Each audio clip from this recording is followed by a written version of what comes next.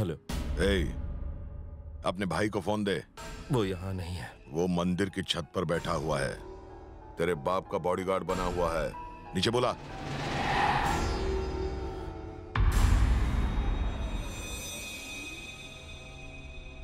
अरे जल्दी बुला। अगर देर कर दी तो तेरे भतीजे को हमेशा के लिए सुला दूंगा।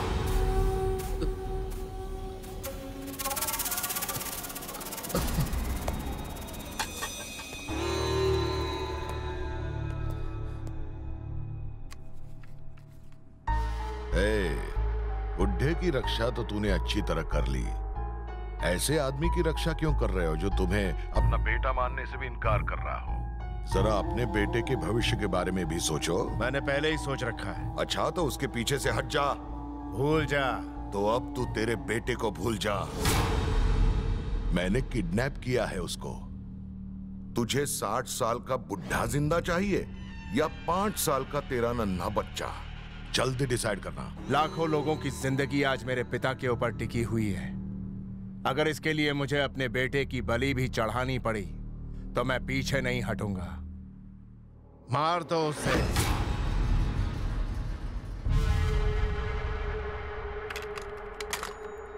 भैया, मेरा बेटा मरा नहीं। सबसे कहना वो कहीं खो गया है। इस उम्र में बाबूजी ये सदमा सह नहीं पाएंगे।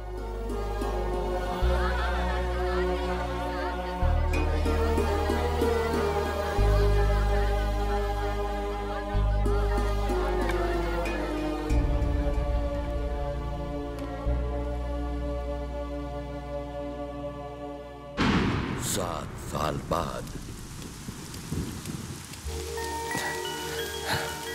मैं एक अनाथ हूं। आजा।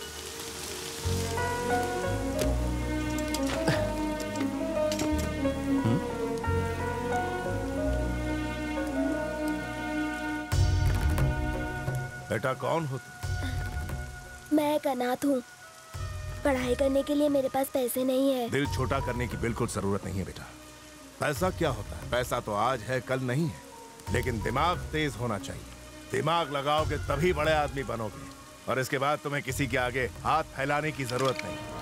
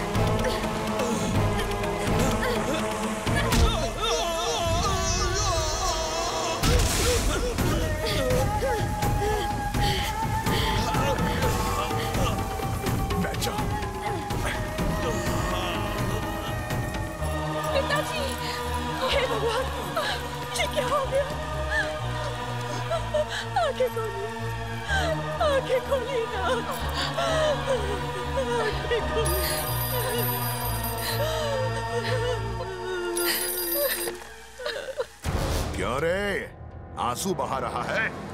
सालों पहले अगर तेरा बाप मेरी जिंदगी बर्बाद करने के लिए राजनीति में नहीं उतरता तो आज तुझे ये दिन देखना नहीं पड़ता। अब मैं तुझे जो बताने वाला हूं उसे सुनकर तेरे होश उड़ जाएंगे। मैंने तेरे बाप को नहीं मारा, तेरे अपने खून से उसे मरवाया। अब तेरे इस कातिल बेटे के हाथों में तेरे पूरे परिवार को मरवाऊंगा। 20 साल बाद नागपुर सेंट्रल जेल।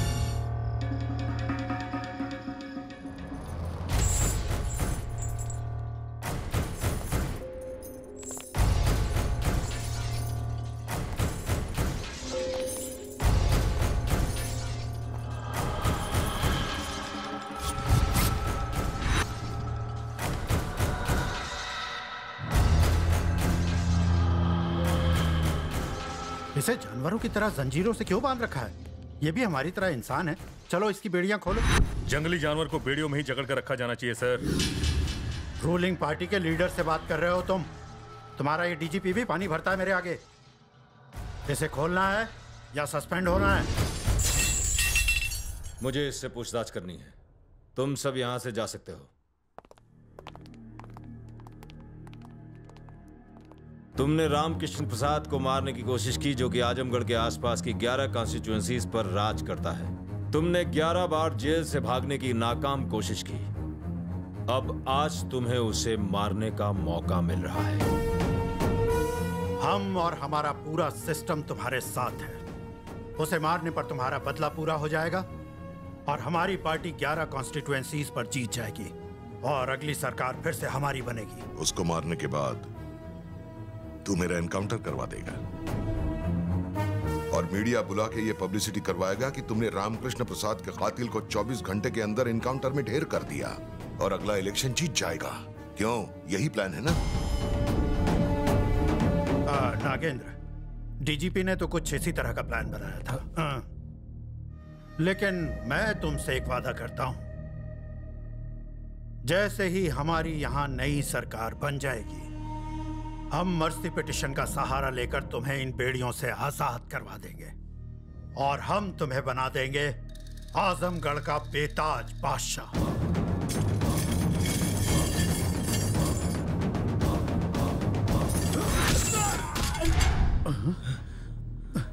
तुम रामकृष्ण प्रसाद को मारने का प्लान बना रहे हो और सिक्योरिटी में उसी के आदमी को रखा हुआ है।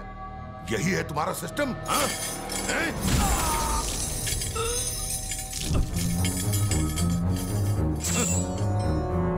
आजमगढ़ में रामकृष्ण प्रसाद को कोई हाथ तक नहीं लगा सकता। दफा हो जाओ। नागेंद्र, रामकृष्ण की भतीजी कल नासिक जा रही है, तुम कहो तो उसे वहीं उठा ले। जो आदमी दूसरों के लिए कुछ भी कर सकता है, वो अपने परिवार की सुरक्षा के लिए वहां जरूर आएगा। अगर तुम उसे आजमगढ़ के बाहर ले आए तो बाकी मुझ पर छोड़ देना कि उसे ऊपर कैसे पहुंचाना है।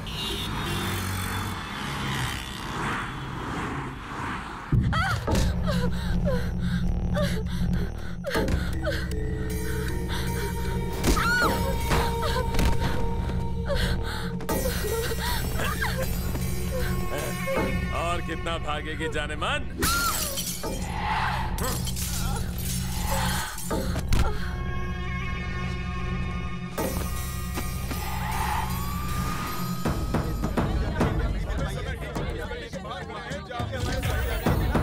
हाँ राजेश, हम इस वक्त केंद्रीय मंत्री नितेश पाटिल के घर के सामने खड़े हैं। कल रात निकिशा नाम की युवती की लाश मिली है। खबर मिल रही है कि ये मर्डर नहीं सुसाइड है, लेकिन निकिशा के पिता ने मीडिया के सामने बयान दिया था कि उनकी बेटी का बेरहमी से कत्ल किया गया है और कातिल कोई और नहीं, नितेश पाटिल का बेटा संजय पाटिल है। बाकी की जानकारी ब्रेक के बाद।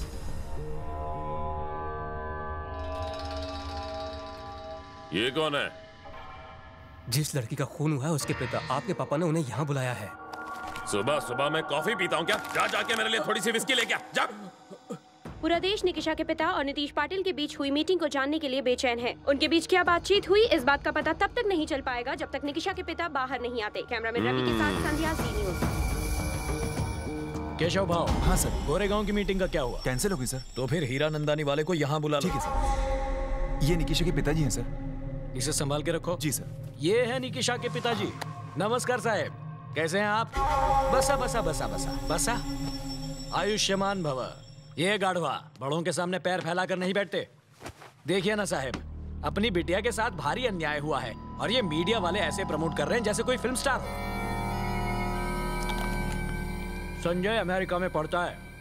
वहाँ के लोग तो शादी से पहले ही डेट पर जाते हैं, घूमते हैं। अब वहाँ की हवा लग गई इसे भी। आपने तो अपनी बेटी को पढ़ाया लिखाया, अच्छे संस्कार दिए, उसे हर वो चीज दी जो एक बाप अपनी बेटी को देता है। अब इसमें गलती संजय की है ही नहीं ना, गलती तो आपकी है। इस जमाने में ऐसी खूबसूरत लड़की पैदा ही नहीं करनी चाहिए थी। लड़के तो पीछे पड़ेंगे ही, जहाँ कहीं फूल देखा भौरे पीछे चले आते हैं। मेरे पास बेकार की बातों के लिए वक्त नहीं है। बताइए मुझे क्यों बुलाया? बस अपनी औकात में रह। मेरी किस्मत अच्छी है, मेरे जैसे नेता ने अपने घर बुलाया। तुम जैसों की लड़कियां होती ही हैं हमारी मौज मस्ती के लिए। हम लोग जो चाहे वो कर सकते हैं तुम्हारे और तुम्हारी जवान बेटियों के साथ। साल्या मीडिया में बयान देकर खुद को बहुत बड़ा हीरो समझ रहा है। कुछ नहीं होगा इस कवरेज से। इस देश में न्याय नाम की चिड़िया जिसे अपनी बेटी के लिए ढूंढ रहा है वो कहीं नहीं मिलेगी। एक बात समझ ले तूने क्या सोचा 20 साल से जमाई हुई मेरी इस राजनीति की दुकान को तू एक ही दिन में बंद करवा देगा? हलवा समझा है क्या? उसेड़ दूंगा कुत्रिया, तेरी बेटी के पास पहुंचा दूंगा तुझे भी। केशव भाव। जी सर। चल पकड़िए चेक, पूरे 50 लाख का है। जिस मीडिया के सामने तूने मेरे बेटे को नंगा किया था उसी मीडिया के सामने जाकर उसे कपड़े पहना। चल गए? नहीं लेगा? अरे इसकी बड़ी बेटी दिखने में कैसी है? वो तो उस मरी हुई से भी ज्यादा माल है पप्पा। अक्कल आली तुला, इसको फिक्स डिपॉजिट में डाल, बुढ़ापा आराम से कट जाएगा। चल निकल। आयुष्मान भवा। केशव भाव। जी सर। जरा कान साफ कर लो। उस न्यूज चैनल वाले को बुला लो। सर प्लीज बताइए, आप मंत्री जी से मिलने क्यों आए थे? आपको मंत्री जी ने क्यों बुलाया था? क्या आपको न्याय मिलने की उम्मीद है? बताइए। उनका कहना है कि संजय के अंदर कोई बुरी आदत नहीं है। आपका इस बारे में क्या कहना है? बताइए ना सर। मैं आपके सामने सब कुछ सच सच कहना चाहूंगा। मेरी बेटी बिगड़ गई थी। रात भर पब में घूमना, उसे नशे की लत लग गई थी। उसी नशे की हालत में उसने आत्महत्या कर ली। खैर अब तो मेरी बेटी वापस नहीं आ सकती, इसलिए मैंने सोचा क्यों ना उसकी मौत से थोड़े पैसे कमा लिए जाए, अमीर बना जाए। इसलिए मैंने मिनिस्टर की बेटी पर गलत इल्जाम लगाया। देखा आपने, एक मिडिल क्लास आदमी ने अपनी औकात दिखा दी। उसने अपनी बेटी की मौत से भी पैसा कमाने का मौका नहीं छोड़ा। बेचारे उस सीधे साधे मिनिस्टर के बेटे पर इल्जाम लगा दिया। एक बार फिर यह साबित हो गया कि गरीब अमीर की दौलत और नाम से जलते हैं। Over to studio. Party worker celebrate कर रहे हैं। अरे दरवाजा बंद कर रहे। MDTV की तरफ से आपको congrats sir. Thank you sir. क्या मैं आपसे एक पर्सनल सवाल पूछ सकता हूँ? सर प्लीज मना मत कीजिएगा। पूछो ना। सुना है आपका हट्टा कट्टा बेटा नामर्द है। मैं नहीं कह रहा हूँ, सुना है मैंने। कितनी बुरी बात है। अब आप ही बताइए, एक नामर्द रेप कैसे करेगा? आप जनता को सच बताइए ना सर। जिस साले ने ये खबर दिखाई है उसकी बहन को भेज मेरे पास, फिर देखना भरी मीडिया के सामने मैं बता दूंगा मर्द कौन है और नामर्द कौन है।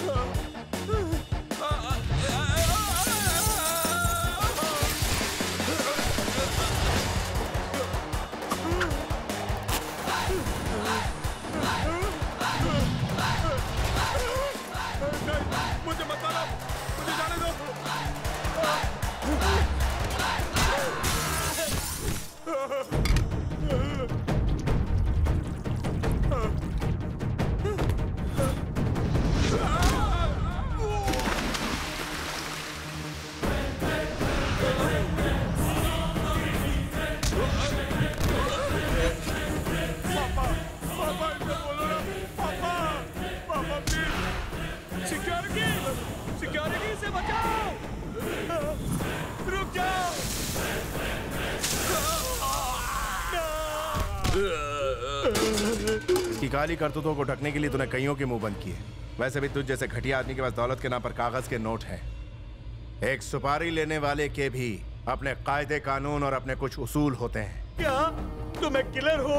मेरे बेटे को मत मारो, जितने पैसे कहोगे मैं दे दूंगा। जिस तरह मौत को पैसों से रोका नहीं जा सकता, उसी तरह मुझे खरीदा नहीं जा सकता। तुम्हारा काम गंदगी फैलाना है और मेरा काम गंदगी खत्म करना।